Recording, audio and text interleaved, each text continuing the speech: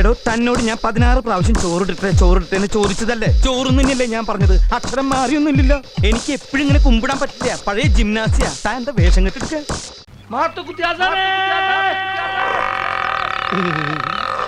വിളി കേക്കുന്നത് ആളെങ്കീർക്ക്.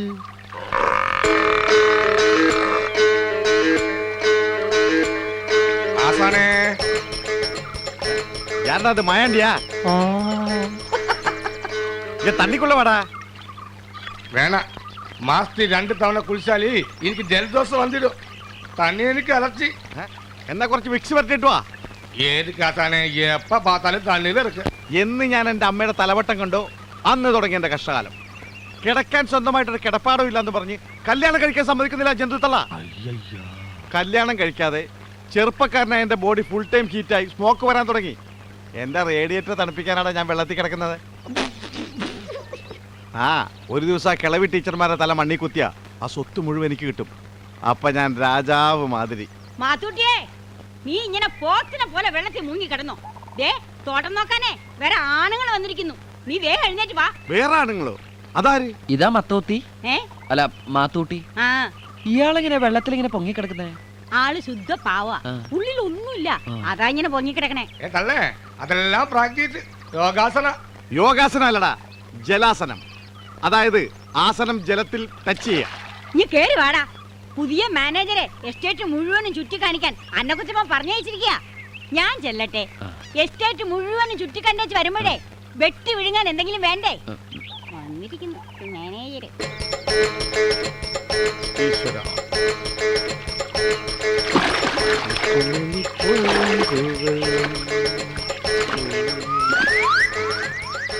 ആഹാ, ഇത് സ്റ്റൂളാസന.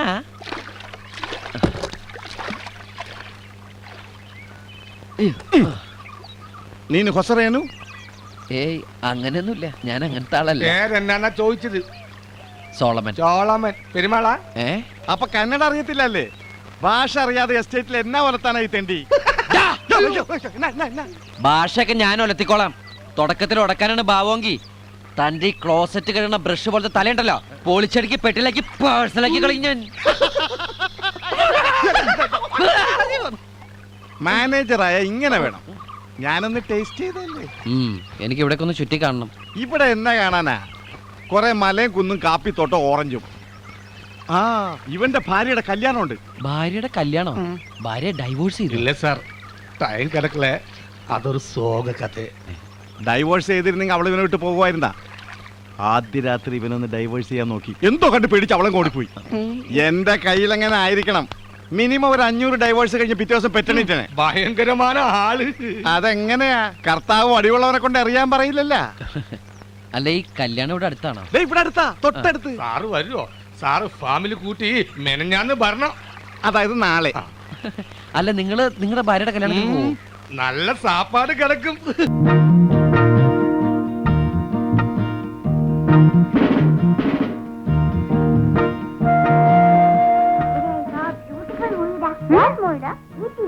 ചേച്ചി ഞാൻ എങ്ങനെ കാണാൻ ചേച്ചി 2 കൈ മാത്രം കണ്ടോളാം അവള് പറഞ്ഞ. ഇല്ലടി എന്നാലും ജനൽ തുറന്നിട്ടുണ്ട് ആരെങ്കിലും കിടക്കും. ഇനി മേലാണ് കേട്ടോ മോളെ.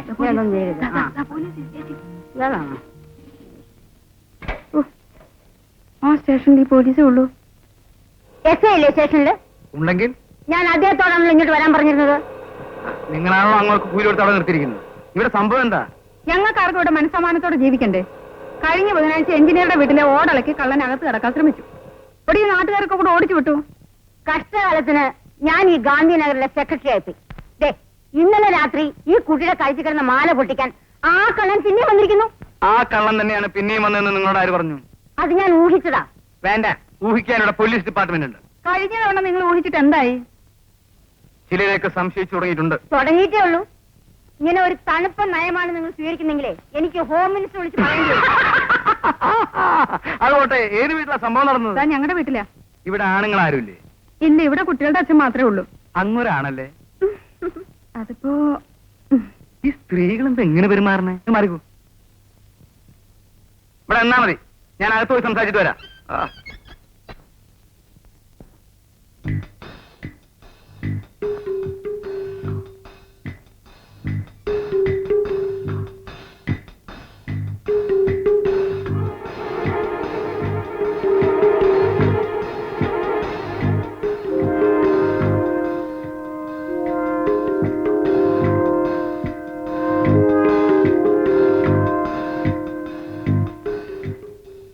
നോക്കൂ പുറത്ത്. അധികാരത്തിന്റെ ലാത്തി കാണിച്ച് എന്നെ ഭീഷണിപ്പെടുത്താമെന്ന് വിചാരിക്കണ്ട. ക്രൂരതയുടെ ആ കാക്കിക്കുപ്പായം അഴിച്ചു വെച്ച ഒരു പച്ച മനുഷ്യനായി എന്റെ മുമ്പിലേക്ക് വരൂ. എന്നിട്ട് നമുക്ക് സംസാരിക്കാം. അല്ലേലും തന്നെ കൊണ്ട് ഞാൻ സംസാരിപ്പിക്കും. സംഭവം നടന്നത് എത്ര മണിക്കാണ്? ഞാൻ അവസാനമായി പറയുന്നു, ഒരു ബലപരീക്ഷണത്തിനാണ് നിന്റെ പുറപ്പാടെങ്കിൽ ഇതാ ഞാനും തയ്യാറായി കഴിഞ്ഞു. എനിക്കിനി മേൽ കീഴ് നോക്കേണ്ട ആവശ്യമില്ല. നിന്റെ കാല് ഞാൻ തല്ലിയൊടിക്കും, നിന്റെ കണ്ണ് ഞാൻ മാന്തിയെടുക്കും, നിന്റെ നാവ് ഞാൻ അരിഞ്ഞു വീഴ്ത്തും. പറയാനാ പറഞ്ഞത്.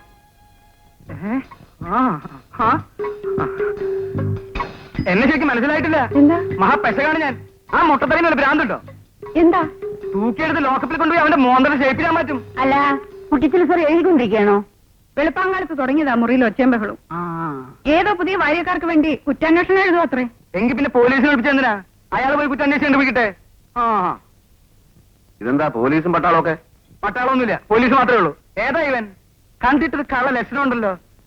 ഇന്നലെ രാത്രി ഈ പെൺകുച്ചിന്റെ കഴുത്ത് കയറി പിടിച്ച് നീ അവിടെ. മര്യാദക്ക് സംസാരിക്കണം.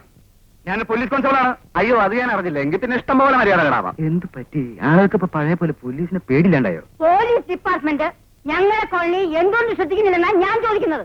അതിനിവിടെ എന്തെങ്കിലും സംഭവിക്കണ്ടേ? ഒന്നുകിൽ ഒരു കത്തിക്കുത്ത്, അല്ലെങ്കിൽ മനോഹരമായ ഒരു കൊലപാതകം. ഒന്ന് ശ്രമിച്ചു നോക്ക്.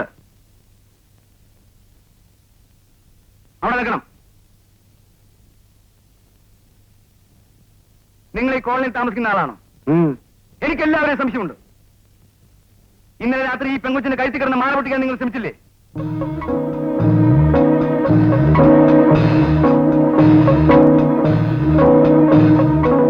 സത്യം പറയുന്നതാണ് നിങ്ങൾക്ക് നല്ലത്. ചേക്കൊന്ന് മാറില്ലേ? നാളെ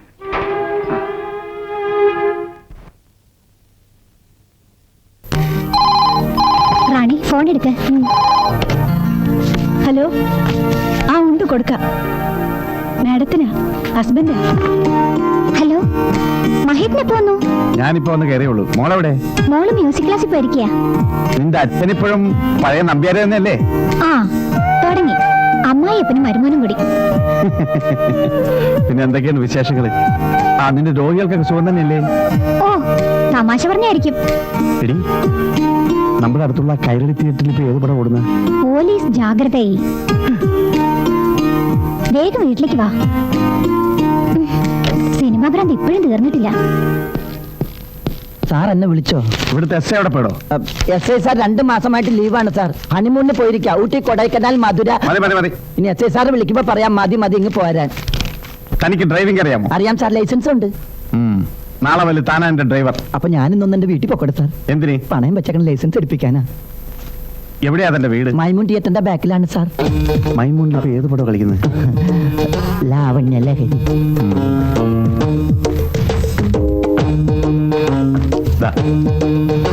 ബാൽക്കണിയോ ഫസ്റ്റ് ക്ലാസ്. പോയി ഞാനും വെള്ളി നക്ഷത്രം വാങ്ങിച്ചിട്ട് പോണം. അപ്പൊ സാർ ആ പടം കണ്ടതാണല്ലേ? പോടോ.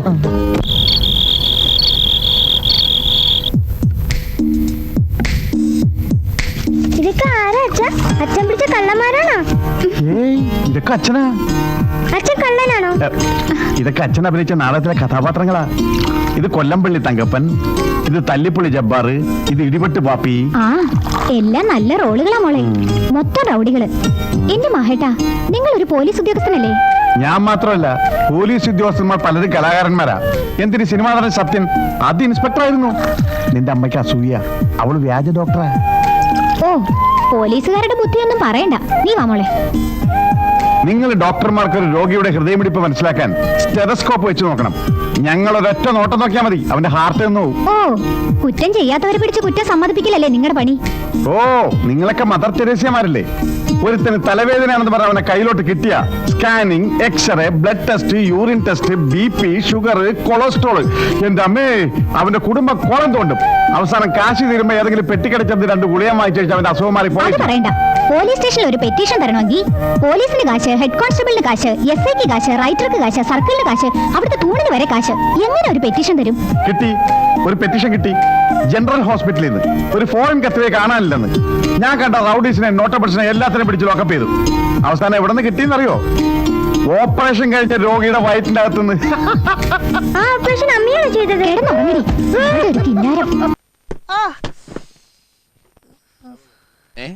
ഇയാള് ശൗന്തളയ്ക്ക് പഠിക്കുക കാലം ഗർഭം കൊണ്ടോ ഇങ്ങോട്ട് മാറേ.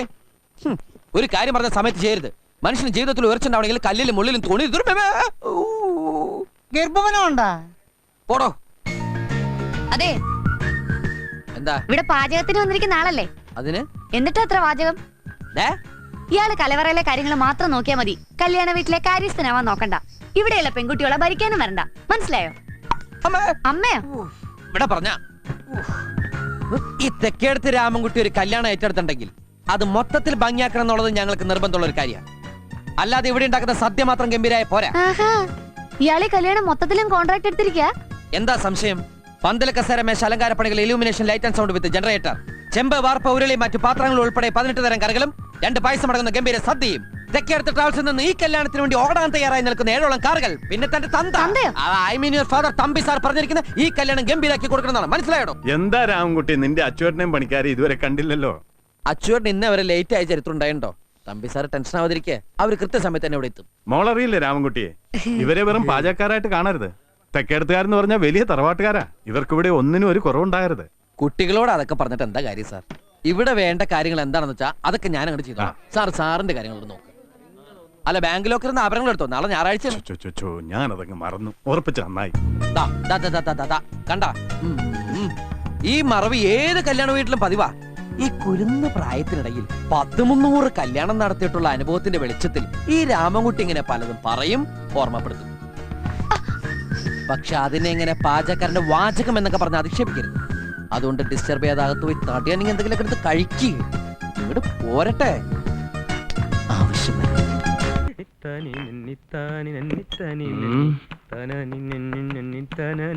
ഏത് നിമിഷത്തിലാണോ ഇയാളെ പരിചയപ്പെടാൻ തോന്നിയത്? എന്റെ 1 മാസത്തെ കോട്ട മുഴുവൻ ഇയാൾ ഒറ്റ ഇരിപ്പിന് തീർക്കുമല്ലോ. എന്റെ കർത്താവേ, ദരിദ്രവാസി.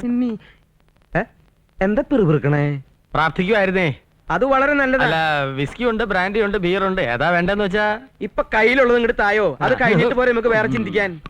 ഇന്നലെ തന്റെ അടിച്ച സാധനം അത്ര ശരിയായില്ല. ഡ്യൂപ്ലിക്കേറ്റ്. ഭയങ്കര തലവേദന. 2 അടിച്ച ശരിയാവും.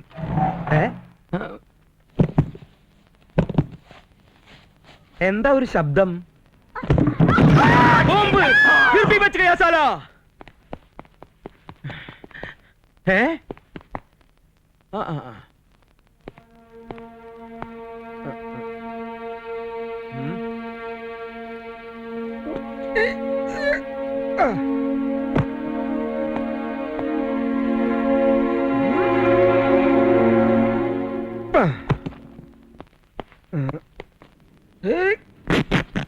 ട്രൗസർ കീറിയെന്നാ തോന്നണേ. അച്ചായ, എന്താ, എന്ത് പറ്റി? അനക്കമില്ലല്ലോ. ഞാൻ ആംബുലൻസ് വിളിക്കാം. വരൂ വരൂ വരൂ. കർത്താവേ, നീ കുഞ്ഞാടിനെ രക്ഷിക്കണമേ. മെല്ലെ എടുത്തോളൂ. പൊങ്ങട്ടെ. എടുക്കുന്നേ. പൊങ്ങട്ടെ. പൊങ്ങട്ടെ. അതെ, പൊങ്ങട്ടെ. നിങ്ങൾ വിചാരിച്ച നടക്കില്ല. നല്ല കട്ടപ്പാര എടുത്തിട്ടു അച്ചല്ലേ. ശരി.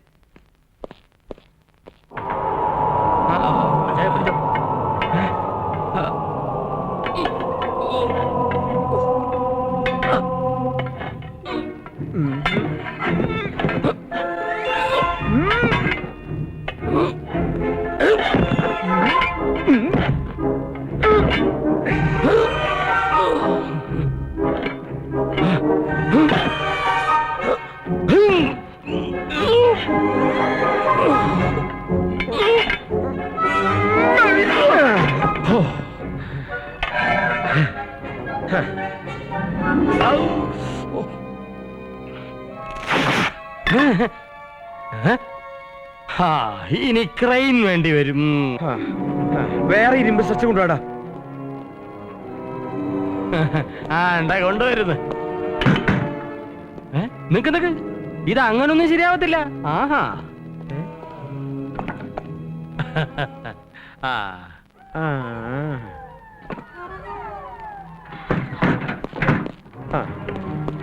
അടിയിൽ വെക്ക്.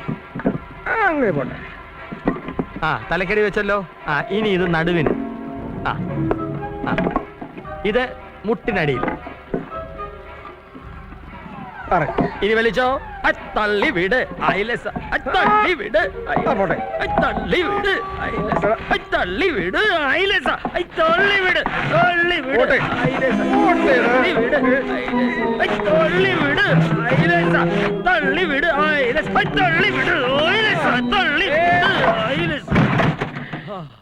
ഈ ലോഡിന് താഴ്ത്തിക്ക് എത്തിക്കണമെങ്കിൽ വടം തന്നെ വേണം.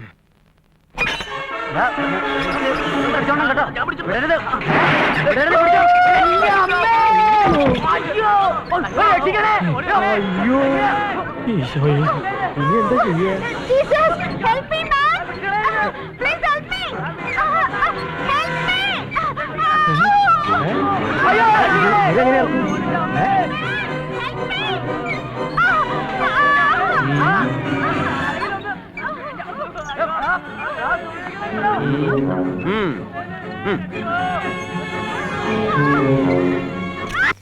എവിടെ പോയി കിടക്കും സത്ത് കെട്ടത്?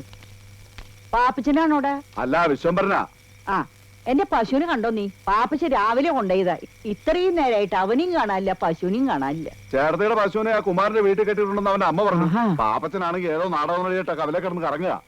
എന്റെ ഈശോ മറിയ ഔസേപ്പേ, ഇന്നവന്റെ മുട്ടുകാലി തല്ലി ഒടിച്ചിട്ട് വേറെ കാര്യമുള്ളോ? ഇന്ന് പോയിട്ട് നാളെ തിരിച്ചു വരാന്ന് പറഞ്ഞ ഒരു ബുദ്ധിമുട്ടുള്ള കാര്യല്ലേ? അതുകൊണ്ട് ഇന്നിവിടെ തങ്ങിയാൽ അതിനിവിടെ ലോഡ്ജും കാര്യങ്ങളൊന്നും ഇല്ലല്ലോ. അടുത്ത ആഴ്ച ഒരു പ്രശ്നവും ഇനി നമ്മളെ പറയാൻ താമസിക്കുന്നേ. അതെന്താ? എന്റെ കദീജ കുട്ടി പ്രസവിക്കാൻ പോവല്ലേ? കാമഡി. ഏത് പാതരാത്രിയിൽ എത്ര പെണ്ണുങ്ങളെ വിളിച്ചോണ്ട് ചെന്നാലും എന്റെ അമ്മ ഒന്നും പറയില്ല. അതെന്താ സുന്ദര? അമ്മ മരിച്ചുപോയില്ലേ? ഇതാ ഞാൻ അച്ഛനോട് പറഞ്ഞത്, ഈ ഒറ്റക്കളിക്ക് പോണ്ടെന്ന്. എന്റെ മോൾ എവിടെ നാടകത്തിന് പോയാലും അവളുടെ താമസ സൗകര്യം നോക്കുന്നത് ഡയറക്ടറാ. എന്നാ നമുക്കൊരു പണിയില്ല, നമുക്ക് നേരെ പാപ്പച്ചന്റെ വീട്ടിലേക്ക് കൊണ്ടുപോവാം. അയ്യോ, അവിടെ സൗകര്യം കുറവാണേ. ഉള്ള സൗകര്യം മതിയല്ലേ? അയ്യോ, അത് മാത്രല്ല, പാപ്പച്ചന്റെ അമ്മ. സുന്ദര വേണ്ട. എന്താ അമ്മയ്ക്ക് ഇഷ്ടമല്ലേ? ഏയ്, അമ്മയ്ക്ക് ഭയങ്കര ഇഷ്ടാ. നാടകം മാത്രല്ല, നാടകക്കാരി. ചിലപ്പോ ഒരാഴ്ചയൊക്കെ താമസിപ്പിച്ച അമ്മ വിടുള്ളൂ. എടാ പാപ്പച്ച, അമ്മ എടാ എണ്ണം കെട്ടവനെ, ഇതിനെങ്ങാണ്ട് കൊണ്ട് കെട്ടിട്ടിട്ട് അവന്റെ അമ്മയുടെ നാടകം അഭിനയിക്കാൻ പോയിരിക്കുക. ഇങ്ങനൊരു മുടിഞ്ഞ സന്തതി എന്റെ വയറ്റിൽ പിറന്നല്ലോ മാതാവേ. അമ്മേ, ഒരു നാടക സംവിധായകനായി എന്നെ വെറും ഒരു ചാണം വാരൽ തൊഴിലാളിയായിട്ട് കാണരുത്. പാപ്പി, എന്റെ വായിലിരിക്കുന്നത് കേൾക്കരുത്. വെട്ടി വിഴുകാനേ വന്നേരുടെ 3 നേരം പുഴുങ്ങി വെച്ചിട്ടുണ്ട്. ആ, ഏതാണ് അവള്? ഹീറോനി. ആര്? ഹീറോനി. അതാണ് നിന്റെ പേര്? ഇവളെ കണ്ടിട്ട് ഒരു വാശപ്പശകന്റെ ലക്ഷണം ഉണ്ടല്ലോ. എടാ പാപ്പി, ഞാൻ പറഞ്ഞില്ലാന്ന് വേണ്ട. ദേ ഇവളുടെ കൂടിയകാലം നീ അടിഞ്ഞാടിയ നിന്റെ മുട്ടിയാണല്ലോ. പിടിക്കണ കയറ്, പിടിക്കട, നടക്കണ വീട്ടിൽ. കുമാര, ഇന്നത്തെ ഒരു രാത്രിയിൽ ഈ കോടാലിനെ നിന്റെ വീട്ടിൽ അഡ്ജസ്റ്റ് ചെയ്യടാ. അഡ്ജസ്റ്റ് ചെയ്യാം, പക്ഷെ ഈ രാത്രി നീ നിന്റെ വീട്ടിൽ തന്നെ കിടന്ന് ഉറങ്ങണം.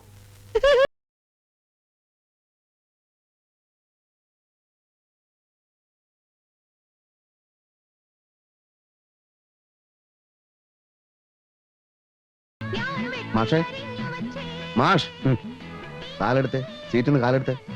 എന്തു പറ്റി? പറ്റിയതൊക്കെ പിന്നെ പറയാം. താൻ കാലെടു. മനുഷ്യന്മാരെ ഫാമിലി ആയിട്ട് സിനിമ കാണാൻ സമ്മതിക്കില്ലേ? എന്താ ദിനേശേട്ടാ ഇയാൾ എന്തോട് പറയുന്നത്? താൻ കാലെടുക്കുന്നോ ഇല്ലയോ? കാലെടുക്കാന്ന് വെച്ചാ എടുത്ത് വീട്ടിൽ കൊണ്ടുവയ്ക്കണം. താൻ സീറ്റിന്ന് കാലെടുക്കണം. ഉണ്ടായിടൂ. ഇരുട്ടാണെന്ന് വെച്ച് എന്റെ ഭാര്യയുടെ അടുത്ത് തോന്നിയാസം കാണിച്ചാലുണ്ടല്ലോ. ദിനേശേട്ടാ പോടാ. ഞാൻ എന്ത് തോന്നിയസോടോ കാണിച്ചത്? താൻ വന്നിരുന്നത് മുതൽ ഞാൻ ശ്രദ്ധിക്കുക. സ്ത്രീകളെ ചവിട്ടാനും പിടിക്കാനല്ലോ താൻ സിനിമയ്ക്ക് വന്നത്. മര്യാദയ്ക്ക് സംസാരിക്കണം. തന്നെ പോലെ മറ്റുള്ളവരെയും കാണാനും. ഇരിക്കാതെ. പുറകിൽ ഇഷ്ടം പോലെ സീറ്റ് ഉണ്ടല്ലോ. ഇവിടെ ഇരുന്നാലേ തനിക്ക് സിനിമ കാണാൻ പറ്റൂ. ദിനേശേട്ടാ ഇരിക്ക്. തിയേറ്റർ തന്റെ തറവാട് സ്വത്തൊന്നുമല്ലോ. കാശ് കൊടുത്ത് ടിക്കറ്റ് വാങ്ങി ഇഷ്ടമുള്ളടത്തിരിക്കും. എങ്കിൽ ചവിട്ടാനും പിടിക്കാനും പെണ്ണുങ്ങളെ തന്നെ സ്വന്തം വീട്ടിൽ കൊണ്ടുവരണം.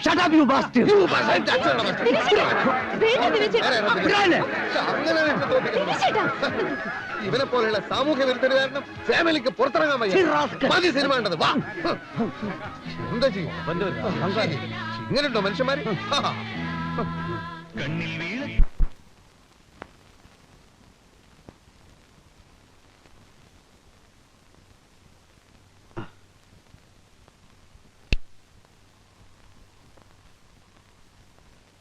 ദ്രോഹികള് ഫാമിലി ആയിട്ട് എങ്ങനെ സിനിമയ്ക്ക് പോകും?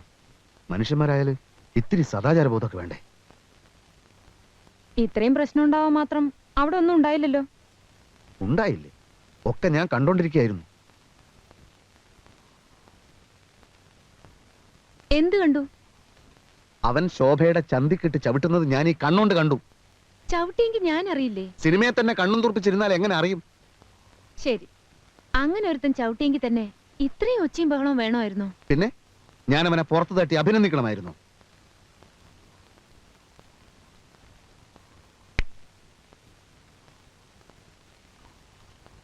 ശോഭെ, ഞാനുണ്ടല്ലോ വളരെ ഡീസന്റാ.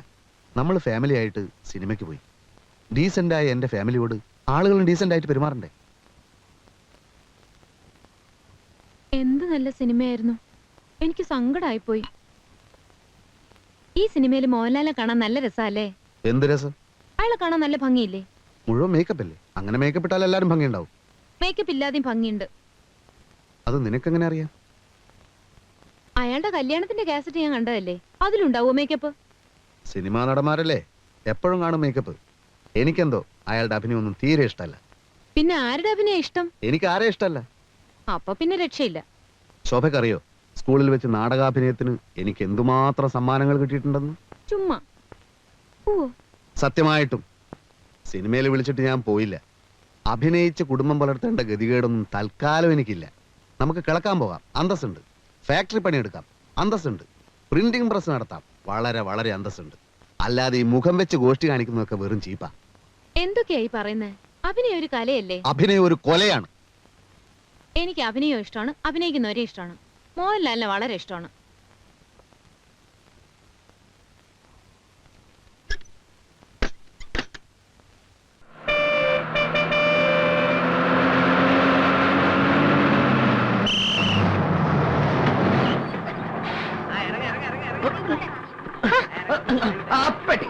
ചേട്ടാ കാലൊന്ന് മാറ്റി. കാലം മാറ്റാൻ കയ്യുമേലേക്ക് തലയൊന്ന് മാറ്റാൻ പറഞ്ഞല്ലോ. പെട്ടിയെടുക്കട്ടേട്ടാ. കാലം ഒന്നിറങ്ങി വാ. ഇറങ്ങാണ്. ഞാനും ഇറങ്ങാണ്. ഓ ഇറങ്ങ. അല്ല എന്റെ ബാക്കി 1 റുപ്യ അല്ലേ എന്റെ ബാക്കി? ചേട്ടാ ഒരു കാര്യം ചെയ്യ്, 5 റുപ്യ പിടി. 1 റുപ്യ കൂട്ടിക്ക് മാറ്റി കൊടുത്തേക്ക്.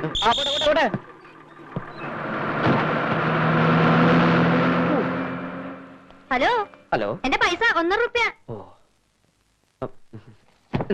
അയ്യേ